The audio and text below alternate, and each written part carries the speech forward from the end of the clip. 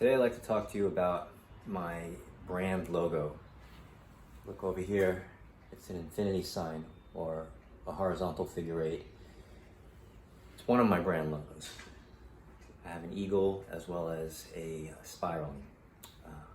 Now, they're all pretty much one and the same, and I'll explain what I mean by that. Figure eight, the infinity sign, in general, deals with, it's a symbol of wholeness. You can Google that, but I like to use it because it's a symbol of actually of how I practice, and as well as it's a symbol that every single one of us, regardless of our background or how we were brought up or culture or religion or whatever it may be, we can experience it. We have experienced it, and we can understand it. So, but for me, the way I practice and I teach this to clients and patients is that it's a symbol of our movement as human beings in life. So I'm going to cut to the chase. So imagine, our eyes, they're connections of our brain, and each eye has its own visual field, okay? So imagine, if you can, each eye has this imaginary pencil or marker coming from each eye, right? So, and it extends out infinitely or out into the horizon. And imagine every time, let's say walking, every time we take a step forward, what figure would be drawn with a pencil in each eye? So, for example, if I take a step forward with my left leg, okay, foot hits the ground, my center of mass lowers, I'm shifting to the left. Then I swing my right leg forward, foot hits the ground, center of mass lowers, comes back up, and I continue the cycle. What you're gonna see when you're walking, those imaginary pencils, is this infinity sign movement, okay? Now that's just with your eyes, with the imaginary pencil. With our eyes, with our vision, we don't just have what we see in front of us, that's central vision. We have peripheral vision as well. Peripheral vision is not as clear as our central vision for our ability to focus here. We tend to overly focus and become myopic with what's going on here, and we block out or we lose pretty much our peripheral sight, things around us in our environment. So, but whenever we move, such as when we're walking, our vision has a movement. The world around us is moving, and we're moving within it. So that, along with what's going on in the rest of the body, gives us a sense of being alive, okay? And that's what movement is. So for example, we have a trunk, a chest wall. It's not one. It has actually a right and a left side, okay? When we take a step, one side has to compress, and in order for that to happen, the other side has to decompress or open up. So when we move, the chest wall has to be able to respond and react to each side. And then just imagine, with those imaginary pencils in your eyes, drawing that infinity sign, and then what happens with your chest wall whenever we take a step with one leg, one side compresses and the other side opens up. What effect our body, in this case our chest wall, has with the space around us. So we normally don't think about space because we can't feel it. It's not solid, it's not like matter, but it's real, okay, and it's there. And we're actually occupying space, right? And our body actually has space within it. We don't really think of things that way. So imagine being like in a pool of water, and if you compress or you press down on one side into the water, that's going to affect the water.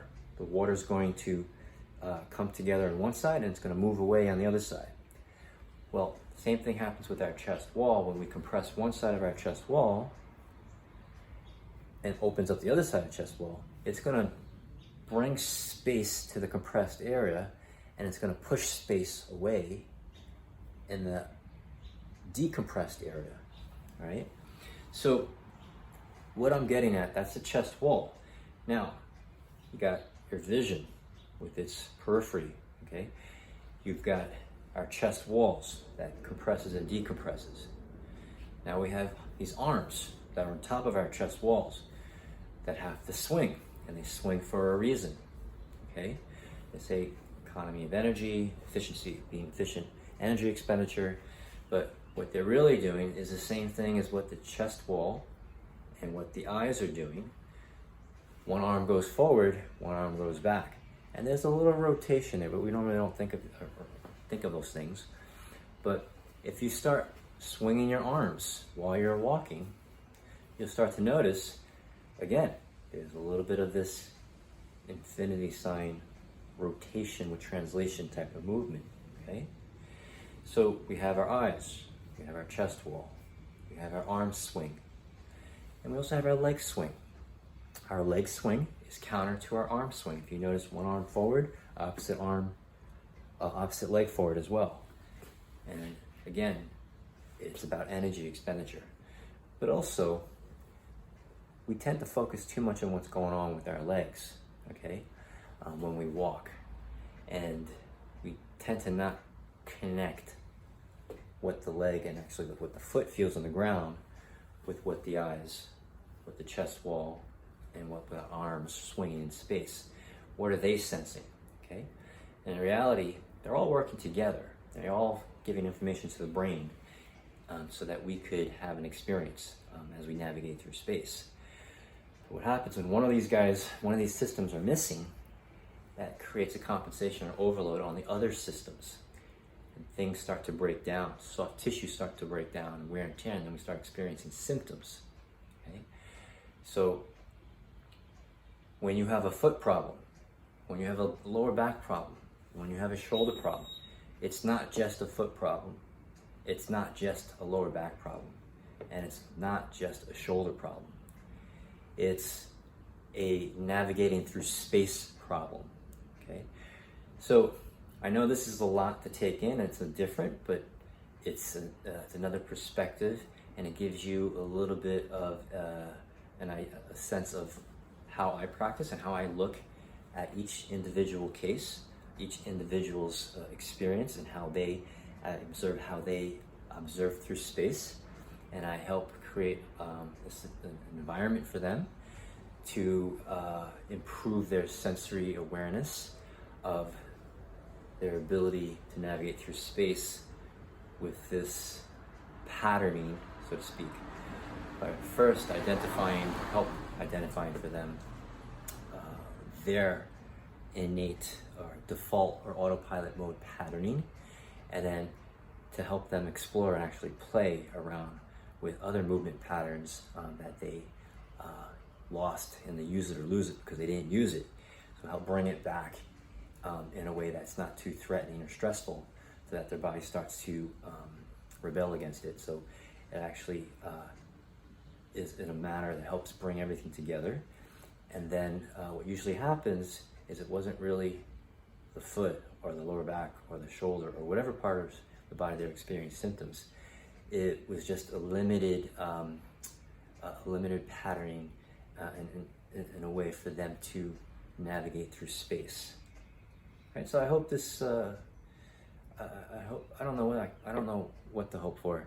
I just wanted to share this with you to give you an idea, and maybe this will stir the pot for you a little bit to help you with however you see the world, so to speak.